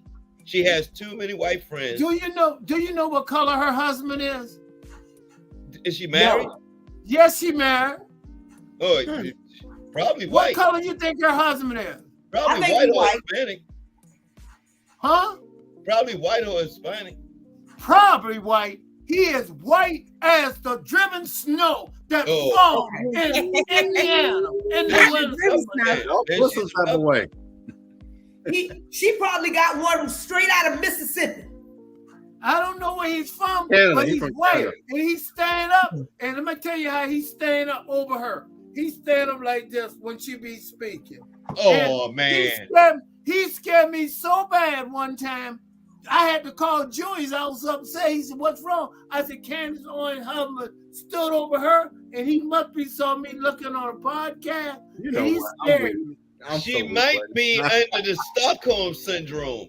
You know what I'm saying? She might be a prisoner. Oh, Charles, don't make excuses for her. No, she's a clout chaser. You didn't even know her husband was white. Hey, that's what I'm saying. Do we read her eyelashes? Do we read her blinks in the middle of her podcast? Like, she might be saying, somebody save me. SOS. Okay. SOS. And I'll be bringing right back. Ring the Get bell. your Ring the bell. ass beat. Ring the Get bell. your ass Ring the bell.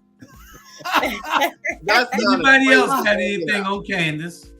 Don't drink no more of that, Sean. Don't drink no Anybody more else got anything on Candice? Candice is going to use every opportunity to spew hate any chance that she get, because she know that that's going to make her relevant. She's taking a page out of Donald Trump's book. They know exactly how to get attention. DeSantis, he's doing the same thing. He knows that if you want to get clout, if you want someone to pay attention, play the race card. Play the race card. Play the race card against blacks. Let's say blacks are less than. Let's say blacks are this, that, and the third. And you know what you're going to do? You're going to get a platform. You know why? Because the news and the media loves division. And they're going to use any person, black or white, to spew that and further that agenda. And so what Candice Owens is doing is she's falling right into that. And eventually when she gets older, she's going to be apologizing. But by then, girl, and guess what? And guess what? Y'all might say I accept it. I'm not. And I'll never accept it. And let me tell you something. She gonna turn just like Clarence Thomas when he was in trouble. Guess what he say? There's this number at a high-tech lynching. They're going to lynch her one day. I don't know when. Well, you know, it's gonna be her. It's gonna be her own kind that she's protecting. They're gonna turn on her. You're just a token. She's just a token black face. Exactly. That's what she is to put in the front of the camera to spew hate. And that's, I mean, if I said, F these ends are lazy. They don't want to work. They're welfare queens. You know how much endorsement they'll probably give me a podcast and put my name somewhere. Exactly. And ain't nobody know me from a can of paint. But the fact of the matter is, I can cause division. So and she's black. Yeah, she's just like one of Diamond's people. Y'all remember that girl Diamond? They were the duo. Diamond, Diamond and Silk. Yeah, and one died, and they were so much staunch supporters of Trump that he went there to her funeral and didn't even know who the hell she was. Go figure. Anyway, he got before we move on, I think that Candice Owens and people like Candice and Herschel and Tim Scott, Clarence Thomas, Ben Carson, these people are a detriment to our community and to our existence. If it was up to them, they would ship all of us back to Africa or exterminate all of us if it was up to them. So, I don't give them any kind of clout. It's just that we put them on because the ridiculous things that they say. And so y'all just be mindful of what we're doing and what we're saying here on this platform. Our next Tiffany, real quick. And that's what you said, Julius. That's exactly how they're getting attention. That's exactly how they're getting booked and put in front of, because they're a detriment to the black community. And Malcolm X said this in 65. He said that they would put people in our community that look just like us, puppets. He said this, and so we have to be vigilant to what our ancestors have said. What our ancestors have said. He said that they would put people just like Clarence Thomas, just like Candice Owens, just like Tim Scott into our communities to cause a distraction. They want us to be distracted by the fact that there is a black woman, a black man talking ill about the black community. But what you can do is take your ideology and shove it up your butt, because no one cares. And for this man, take back to New York. Exactly, and you're not gonna win. And this is a perfect example. Our next subject with the cat board, and well, not the cat board, they're ineffective also, but CAT. The CAT is the Chatham Area Transit Authority. Chatham Area Transit Authority. The cat is out the bag. Okay, the cat is out the bag.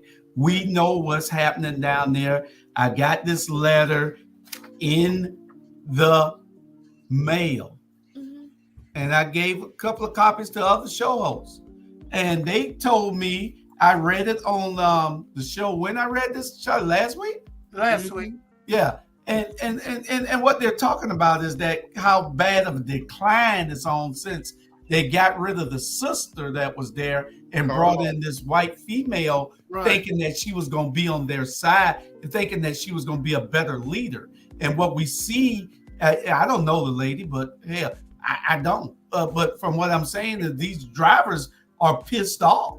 And I assume that this is a driver that's here or somebody. They said they don't even have an HR department. If you understaff 100 bus drivers. How the hell you gonna hire somebody if you don't even have the HR department to hire them? If you understaff the whole security department where there's no security, how can the female bus drivers feel safe?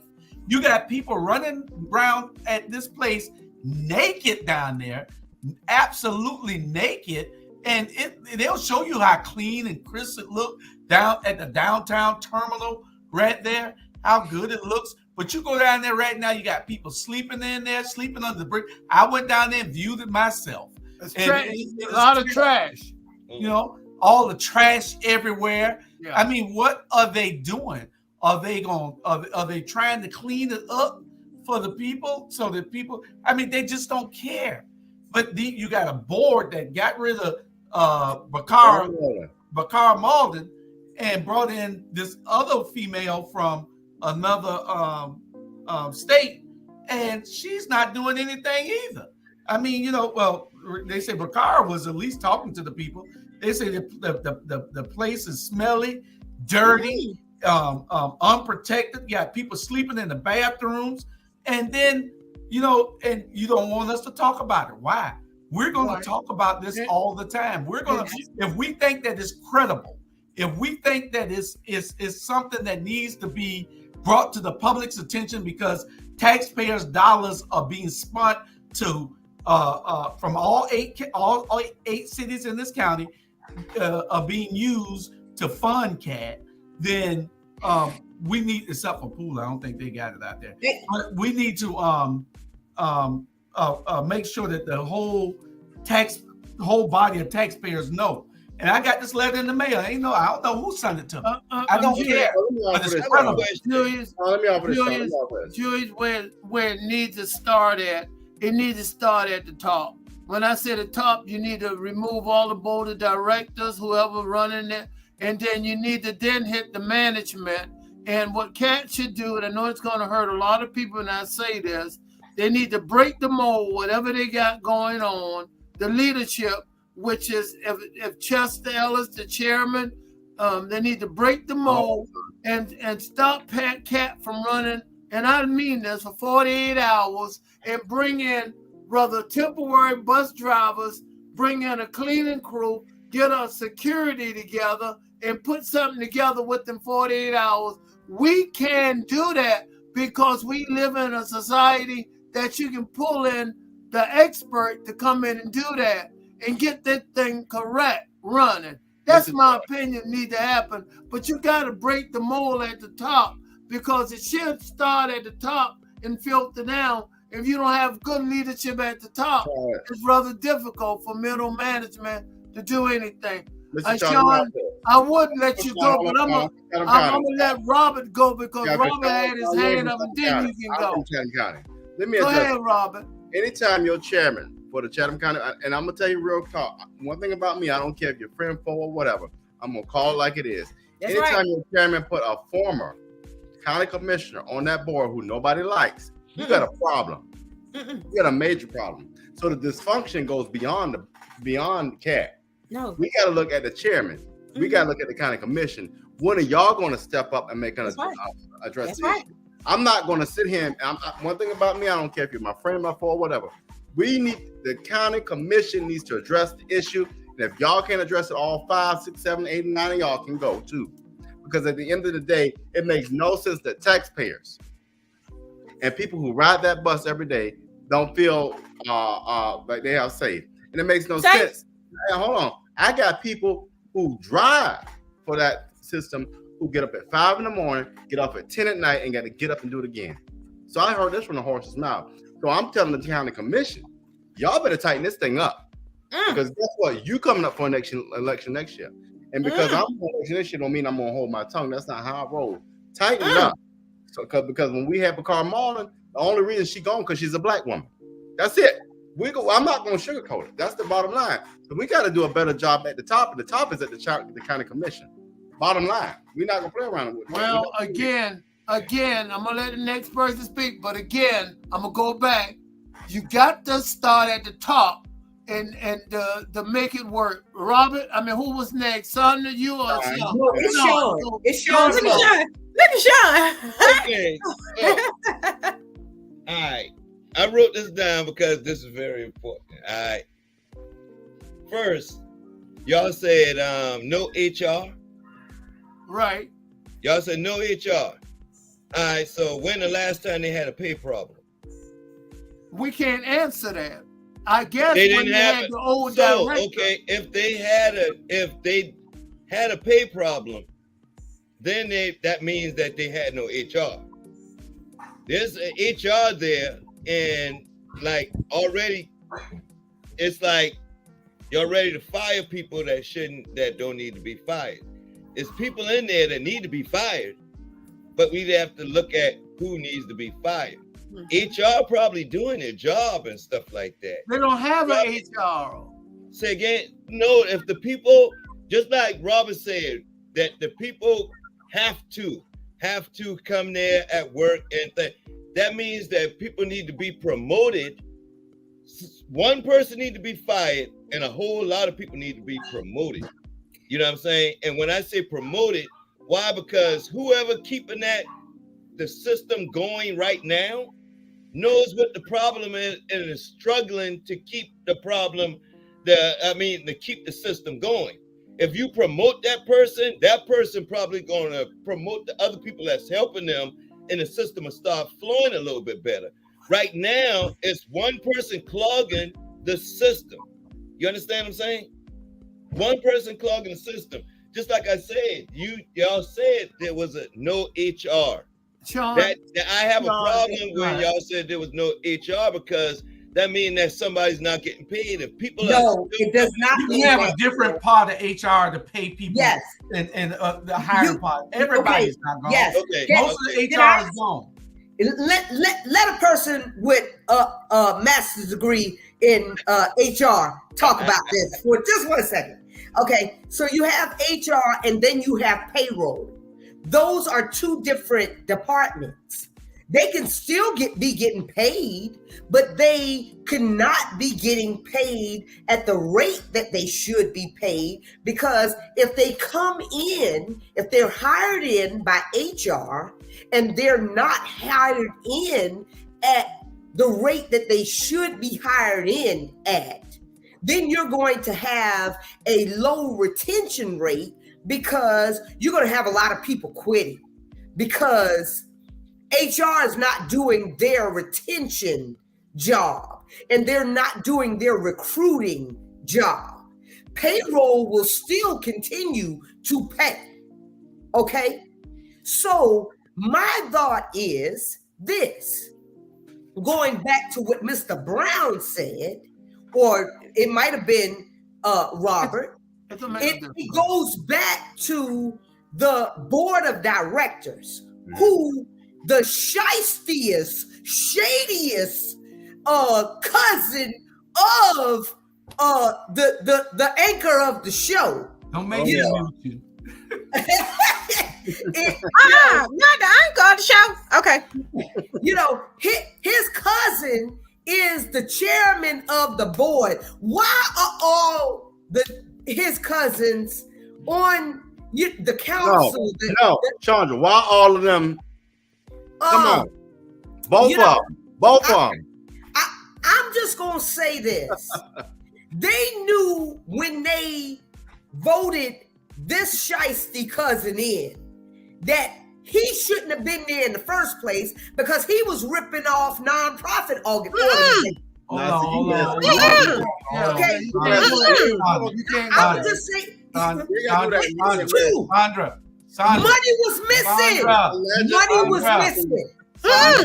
Money was missing. I got it. Sandra, thank you.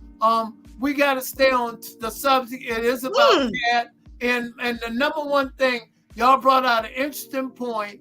A lot of stuff might get wet in the process, because when certain people speak, they're going to wet you up. So we're not going to go there. We're going to stop there, Julie. Around the real.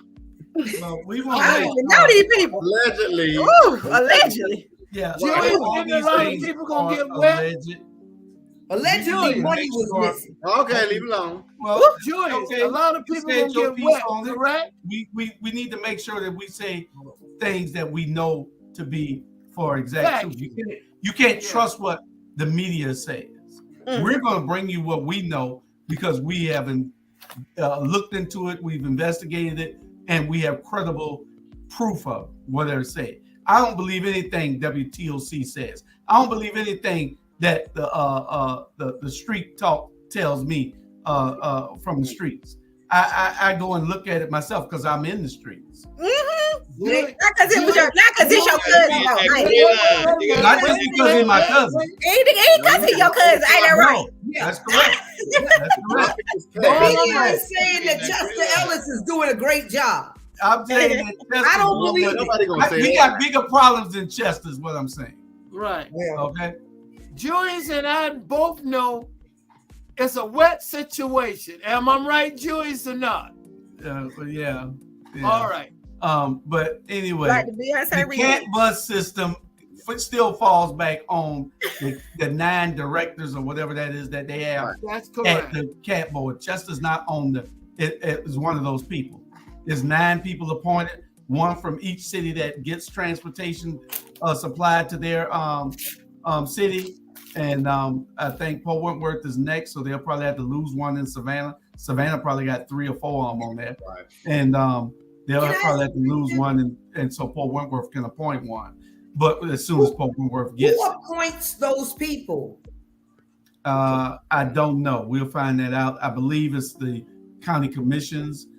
No, if when we get it in Port Wentworth will their council will appoint a person to be on the cat board. That's how it works. But anyway, we want to make sure that CAT understands and the people there in charge knows that somebody's watching. The bus drivers are complaining. You are understaffed. They don't get breaks. They don't get anything. It's unsafe. They don't have an HR. Training is bad. Your retention rate is bad. Everything. Don't get mad at me. Just do your damn job. That's right. They brought you in here to do your job. Right. Do your job. Don't get mad at nobody. Do your job. Yeah. That's right. That's right. Tell them Period. we cannot be fooled. I'm putting in an application. I'm gonna put in an application. I got time to go through the process and see what the crazy juice. No, we don't need to drive. All right, we got. No, I'm just gonna go through the undercover boss thing. Since y'all are so undisciplined, we still got 1 subject left, and I know that we're gonna go. Oh no, we got 15 minutes. Yeah. Okay. We got 15 minutes. I can't look at the time because we started after the hour, so it's 1:47. We got about 13 minutes in the last subject. But Kat, we are watching. We don't care whether you like us or not. I'm 1099. I don't give a damn what you do. Ain't nothing you can do with me. I'm federal government. Main topic. Sandra sent this topic to us, and Sandra, I looked at it, and when you sent it to us, I said, "Well, Sandra wants us to go and watch a hour and 40-minute documentary." And I watched it, but I knew everything in it almost. 90% of what was in it, I already know. That's what I preach every day. So if y'all have time, people, go to Netflix and just put in 13th. It'll pop up. You'll see the banner for like this here. It's 13 from slave to criminal with 1 amendment. But go and watch this. It is highly informative, and you will really leave it saying, wow. But, I didn't, because a bunch of it, is stuff that I've been preaching for the last 10, 12 years. But what I'm saying is, it is history that you need to go back and look at. And it needs to be viewed by all, especially it needs to be viewed by all people, really all people, so they can understand what we're talking about. We used to pick the cotton. Now we are the damn cotton. Yep. So you have to go and look at this and get from that perspective, because they put everything in order. And so I just ask all y'all to go watch it. 13th on Netflix. Please. Anybody? You know, because this totally correlates with the George Floyd bill that has not been passed. And then it correlates with this new DOJ, you know, revelation that that Minneapolis Police Department is, you know, wow, they were targeting, you know, Black people and Indians and, you know, things like that. This has always been the case ever since slavery supposedly ended. And then you ask Black people in America, well, why are you guys behind? If you look at this documentary, it will tell you step by step what their process was after we came out of slavery into putting us back into slavery, you know, and a lot of things we need to stop talking about each other. This goddamn Black on Black crime and how we are criminals, and even us buying into the fact that we are criminals. The hell with that. That's right. Because they made us, they psyched us out to believe that this was the case, but this was not the case. You know what's pretty powerful is that when we was freed, supposed to be freed, guess how much money we had? Absolutely nothing. None. We was free with not a quarter. And how you going to function? And that's why the police department came along, because they know we were going to commit a crime to get some money or something, because we had no money. How would you feel starting out with absolutely no money? Sean, go ahead, please. You better say that. When it comes back to the identification, when it comes back to the whole, how do we identify ourselves? And the only way we can identify ourselves is through what everybody is hearing, the popular choice, the popular music, the popular whatever, the popular rapper, the popular, and that's why, again, I go on to say, like, I'm a chess player. I am a chess player. All right, teach me. 3 moves ahead. I think 3 moves ahead. The 13th Amendment is a cheat sheet right now. It's a cheat sheet. It shows you we're going to be locking up our nephews and nieces and the people that own the houses, right? The family members that own the houses are going to have to shelter our nieces and nephews that decide to go to jail and have to put on the ankle monitor. Why? Because the leases aren't going to allow criminal or people under criminal thing. We're going to try to keep our young kids out of them jails. So the ankle monitor that costs about $400 a month, they keep on to them, right? And the lease facilities, these apartment buildings and everybody that's leasing and renting and all that, they're going to say, hey, no, they can't be on your lease. They can't be because they got a criminal record. So it's left to the people that own houses, their family members that own houses and all this other stuff. So the 13th Amendment is saying you can make slavery legal. That's what it is saying. Yes. Okay. Yes. You want to take it? Yes, I do. Because I want to piggyback off of what you said. You said once we were free, we had no money. You are absolutely right. Not only did we not have any money, but we were denied land that we worked on. We were denied loans that we so rightly deserved because we worked hard. And so that's why we didn't have a leg up. When people say about people pulling up pulling themselves up by your bootstrap. How are you gonna pull yourself up by a bootstrap when I don't have a boot or a shoestring? Hey, well put. Well put. Well put. After the show, I want you to stay on because I want to ask you some questions. Okay. But we've been our ancestors was left out of so many opportunities that gave the white race an upper hand on us. A lot of our ancestors made it and a lot of our ancestors didn't. But I say it's the trick of the mind, because once someone has your mind and can control your mind, then they can control everything that you do. And it's in our music, it's in the news on a daily basis, and it's instilled into us. It's instilled into us because I'm trying to clean up the house, so I'm going to put Nehemiah in front of the TV. I'm going to monitor what Nehemiah is watching, but who knows what commercial pulls up while I'm sweeping the floor, which also indoctrinates something to my young son without me even knowing, because I'm sweeping the floor. Well, a lot of our young men don't know that they're being indoctrinated with self-hate, with sabotage, self-hate for not only themselves, but those that look like them. Because now you're the op. You're the op because you look like me. You're the op because not only do you look like me, but you're just as poor as me. You don't have a daddy. You don't go to work, and your mama on welfare. So that makes you the op. It goes back to us. Woo! It goes back to us as adults in knowing that our children and our Tiffany, yes, sir.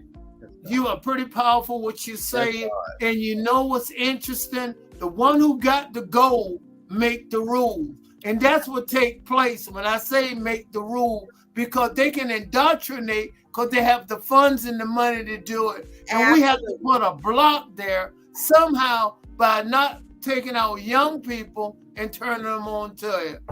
Julius, go ahead, my brother. You know you the master of the show. Robert. Yes, sir. You got anything you want to say? I think Tiffany summed it up. Everybody's had their piece on this here. Yeah, that's our last subject, and we want to make sure that everybody go watch this documentary because it is very powerful, and it'll keep you sitting there wanting to see our history. Our kids need to see this history. We need to not forget where we came from and what lives were lost, what we had to suffer through, and we're still suffering through. We can't get bank loans and everything else like everybody else. We can't do the things that everybody else do. We can hardly drive down the street without being stopped and shot. So we got to be able to not lose our history. Our history needs to be more in our face instead of being hidden, like with the critical race theory, like they're trying to outlaw. Our history needs to be in front of our kids and in front of us every day so that it can be passed on. If you lose your history, you lose your people. Come on. And like I said, we used to pick the cotton, now we are the cotton. And the thing is, when they buy us, the way that they buy these elected officials, and not understanding that if it's all right to do something for a contractor, it's all right to take a payment from somebody who wants to see your city grow. It's all right. Because you got to take it from somebody, because if you don't, then the other person is. But they have to have the understanding that I'm doing this, I'm taking your money so that I can build a city. I don't owe you anything. Right? I don't owe you nothing. I am building this city, and this is where we're going to go with it. If you along with the plan, show me your plan. Let's see if I can jump on. You better say it. As a partner. That's the way that the world works everywhere in the world. You do for me, I do for you. It works that way. All about. You know? And you absolutely right. And what I find pretty powerful, when people say black people have prejudice against white people, it don't really make them no different. But they prejudice against us hurt you at the bank, hurt you at the car dealership, because they see you going in the bank, and they'll call their friend Bob Smith and say, Charlie Brown gonna come in there, don't give him a quarter. So our prejudice really don't hurt them. Their prejudice of us hurt us economic all around. And that's one of the main reasons why I'm unapologetic about what I say. Hello.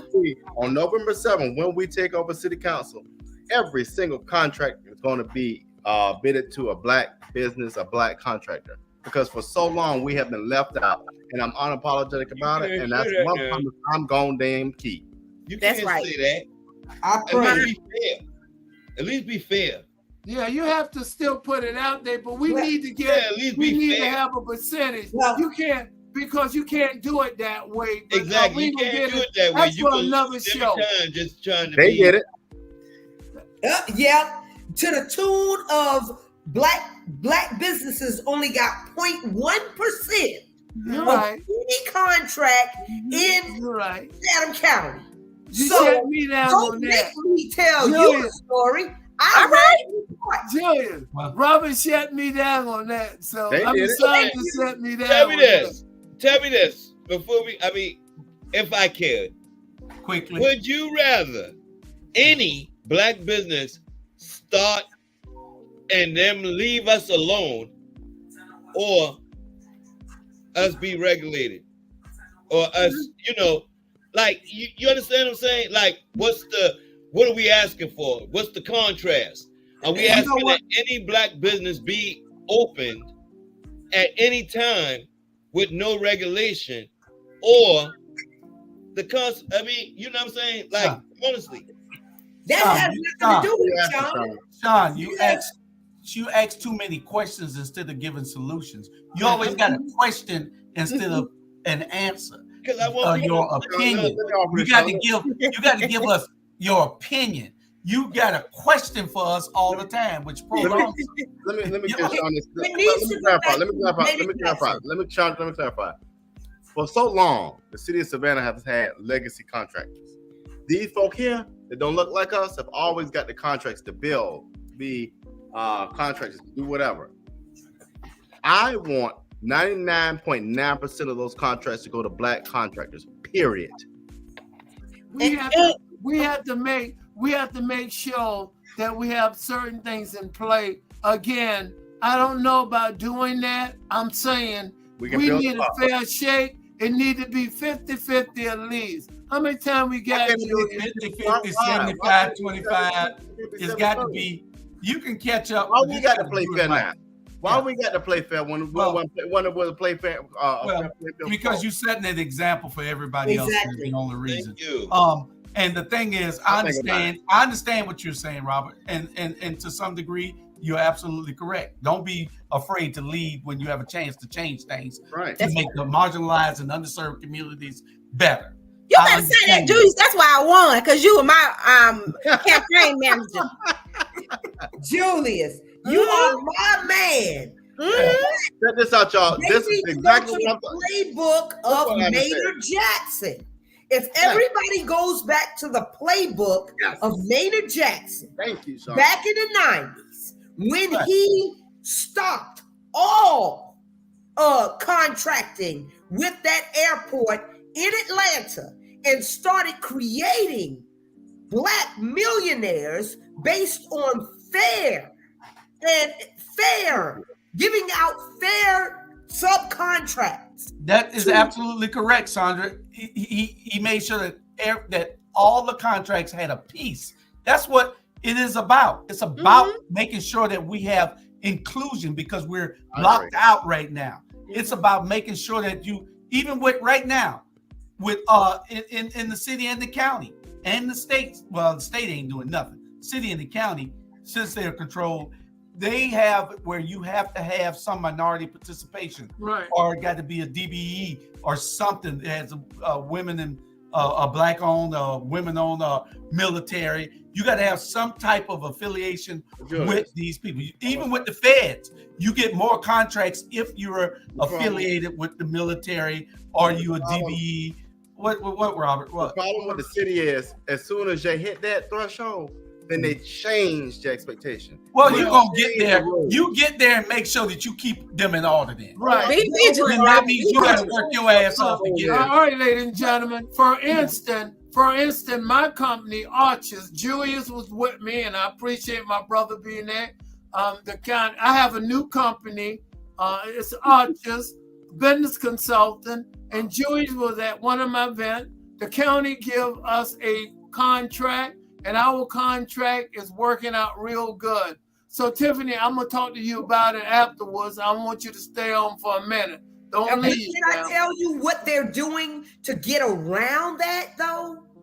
Go ahead. You know that white women have, have taken over all of these businesses. Yeah.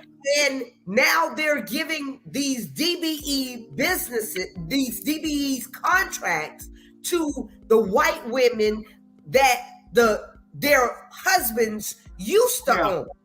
And that should not be the case. All right, and I'm going to say this. Maynard Jackson in Savannah is completely different because Maynard Jackson is the CEO, period. Just like the mayor of New York, like the mayor of Philadelphia. We don't have that same structure in Savannah. We don't. Well, and that's why we need people like y'all with those types of skill sets and mindsets to run for office. If you don't run for office and all you want to do is talk about it, then you're not going to make a difference. Right. We want to thank our sponsors, One Price Cleaners in Garden City, right by the farmers market. If you go into the farmers market off of Highway 80, y'all know where One Price Cleaners is, black owned and operated, best prices in town. Got this shirt pressed there, Mr. Brown. I catch him coming out there all the time. I need all of y'all, Sean, if you got any dry cleaning, you need to make sure it goes to One Price Cleaners in Garden City. Do a great job. These people are supporting us, and we want to support them. We need everybody to just overload them to where they have to move into a bigger building, or whether they got to move to a new location. Okay, overflow.